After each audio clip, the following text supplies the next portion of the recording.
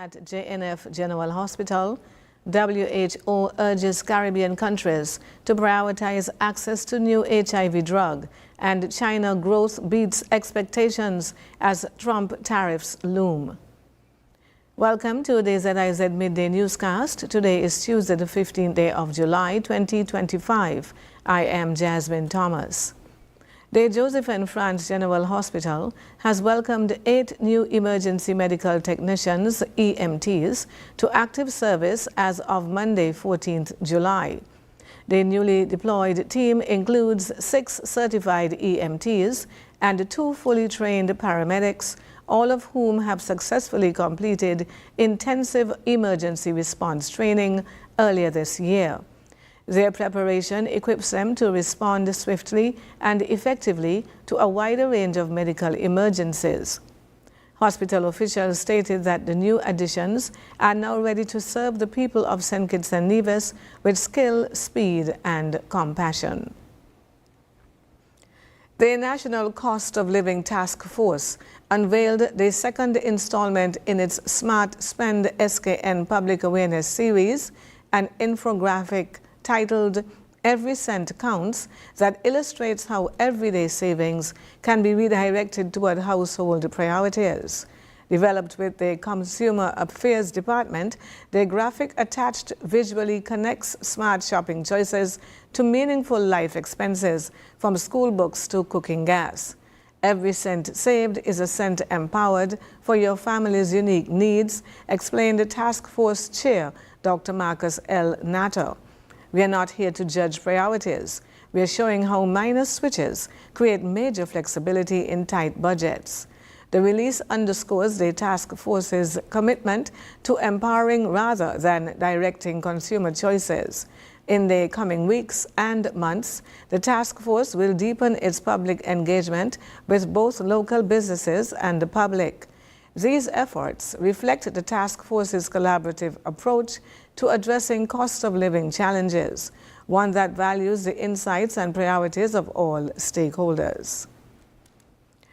And the Premier of Nevis, the Honorable Mark Brantley, has confirmed that payments to landowners in the area designated for the expansion of the Vance W. Amory International Airport will begin this week, clearing the way for the long-awaited project to get underway.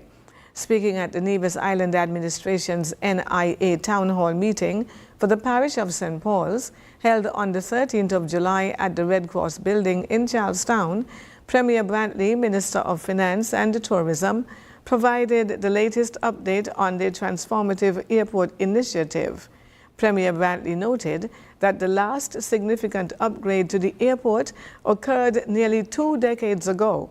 He pointed out the ongoing challenges faced by travelers to and from Nevis, explaining that the vast majority of residents and visitors must rely on the RLB International Airport in St. Kitts for international connections. While he made it clear that there is nothing inherently wrong with the using of that facility, he stressed the importance of direct air access for Nevis. The Vance W. Amory International Airport is set to undergo a major expansion to transform it into a larger, modern, first-class facility that meets international standards.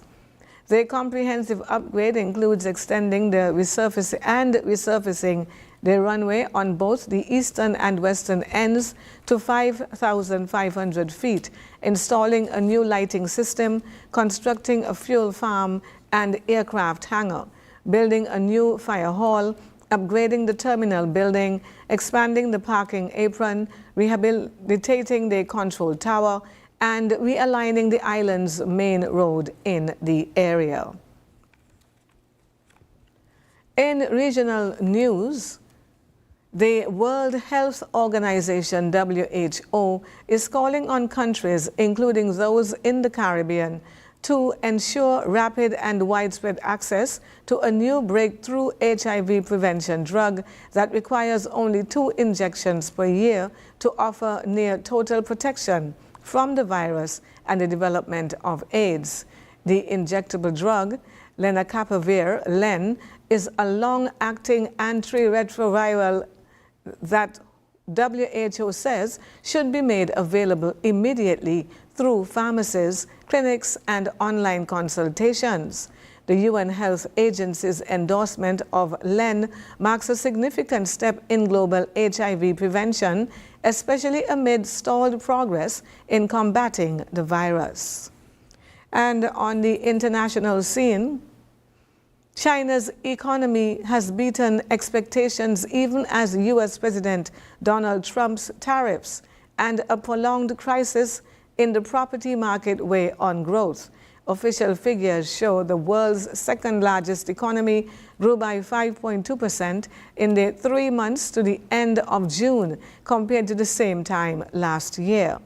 That's better than the 5.1% forecast by many economists, but lower than the previous quarter. The country has so far avoided a sharp downturn, partly due to measures announced by Beijing to help support the economy and the fragile trade truce with Washington. The economy withstood pressure and made steady improvement despite challenges, said China's National Bureau of Statistics in a statement.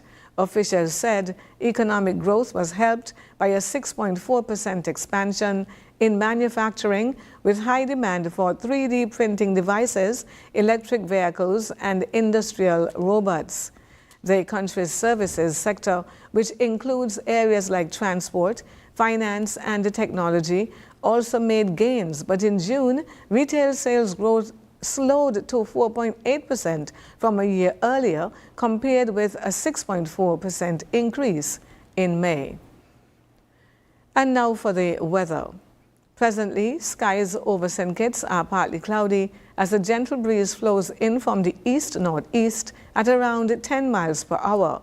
Sea conditions remain relatively calm, with waves measuring between 1 to 1.5 meters, or roughly 3 to 5 feet. A relatively stable atmosphere is in place, which is expected to limit any significant shower activity throughout the day. Today's forecast calls for continued partly cloudy skies with a 40% or moderate chance of brief showers, especially in the afternoon hours. Looking ahead to tomorrow, conditions are expected to improve slightly with mostly sunny skies and only a 20% or slight chance of showers. The sun will set this evening at around 10 minutes before 7 and rise again tomorrow morning at around 15 minutes before 6. That brings us to the end of the ZIZ Midday Newscast. Join us this evening for these stories and more in detail. Thank you for tuning in. I am Jasmine Thomas.